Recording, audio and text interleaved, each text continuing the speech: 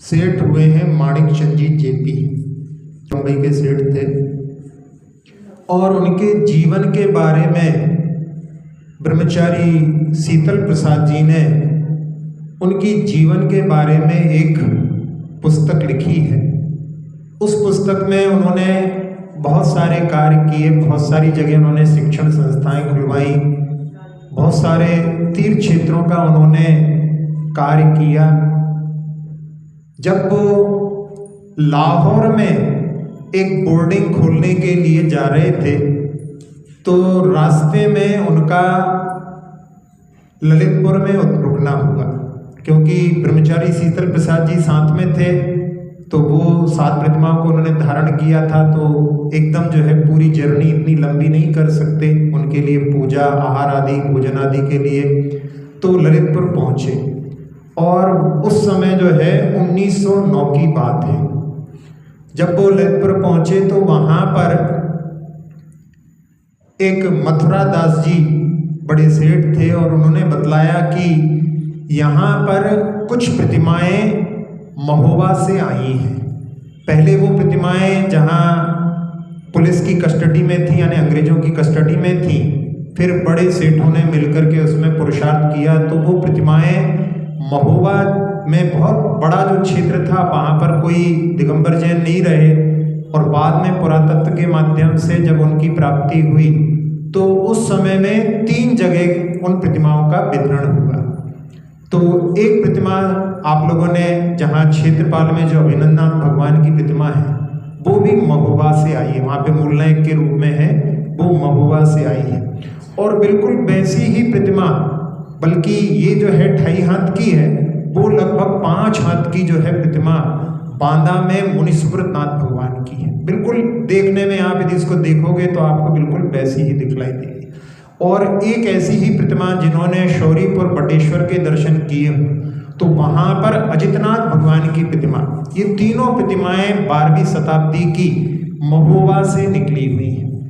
और इनका जो है वहाँ पर अपनी अपनी जगह पर ले जा करके जहाँ इन्होंने उनकी जो है आराधना करते हैं उसके माध्यम से लोगों के लिए बहुत ही आनंद की प्राप्ति होती है, क्योंकि उनकी जो संरचना है बहुत ही मनोज्ञ है। तीनों जगह की जो है प्रतिमाओं को आप देखोगे तो बहुत सामने उसमें आपको नजर आएगा। तो ये इतिहास की जो है बातें उस पुस्तक के माध्यम से ज्ञात हुई और हमने तीनों जगह के दर्शन किए हैं। लेकिन जहाँ इस इतिहास को जानकारी नहीं थी, जब उस इतिहास के बारे में जाना, इसी प्रकार से एक घटना नेमावर में घटित हुई थी। नेमावर में भी नर्मदा नदी से वहाँ पर प्रतिमाएं निकली थी और उन प्रतिमाओं को भी 3 जगह वितरित किया गया। एक नेमावर में भी कुछ जैन लोग रहते थे तो उन्होंने नेमावर के जो गांव का मंदिर है उसमें उनको स्थापित, आदिनाथ भगवान आदि की प्रतिमाओं को वहाँ पर स्थापित किया। कुछ प्रतिमाओं को, जिसमें शांतिनाथ भगवान की प्रतिमा है, वो हरदा ले गए और कुछ प्रतिमाओं को खातेगांव वाले ले गए। तो वहाँ भी 3 जगह उनका वितरण हुआ है। तो इस प्रकार से जो अपनी प्राचीन धरोहर, जिसके माध्यम से जहाँ कितने लोगों ने, एक इतिहासविद ने तो ये तक लिखा है कि पूरे भारत में 10 किलोमीटर की पेरीफेरी में आप कहीं भी खुदाई करो तो आपको वहाँ पर एक ना एक जैन प्रतिमा अवश्य मिलेगी। तो ये विश्वास उनका, क्योंकि पहले के समय में जैन पुरातत्व जो है सब जगह फैला हुआ था और उसके माध्यम से जहाँ प्रतिमाओं का जो कई समय में ऐसी स्थितियां हुई कि जहाँ पर मुगलों के शासन में उनका संरक्षण नहीं कर पाए तो उन श्रावकों ने उनको जमीन के अंदर जैसा जो सुरक्षा करने का जो प्रयास किया, उसके माध्यम से जब बाद में उनका जब प्रकटीकरण हुआ तो अपने लिए कई चीज़ें ऐसी मिलती हैं। एक और इसी पुस्तक में एक बात लिखी कि जहाँ जल मंदिर में अभी अपनी कोई दिगंबर प्रतिमाएं वहाँ पर नहीं है, लेकिन जहाँ पर इन माणिक चंद जी जेपी के भाई नवल चंद जी जब गए थे तब उस समय में उन्होंने वहाँ पर देखा कि जो जल मंदिर था उसमें सेंटर में जो जल मंदिर है वहाँ पर तो श्वेतांबर प्रतिमा थी, लेकिन 2 आजू बाजू के जो मंदिर थे उसमें दिगंबर प्रतिमाएं थी। तो वो भी अपना जो क्षेत्र में अपना प्रभाव था। लेकिन जहाँ चातुर्मास के समय में बहुत कम लोगों का जाना होता है तो कब जो है उसमें परिवर्तन होगा, ये भी एक प्रकार से जो है विषय जो है देखने के योग्य है। तो इस प्रकार से जो है बहुत सारी जगह पर जहाँ पर अपन लोग जागृत नहीं रहे तो उसके माध्यम से अपनी बहुत सारी क्षति भी हुई है।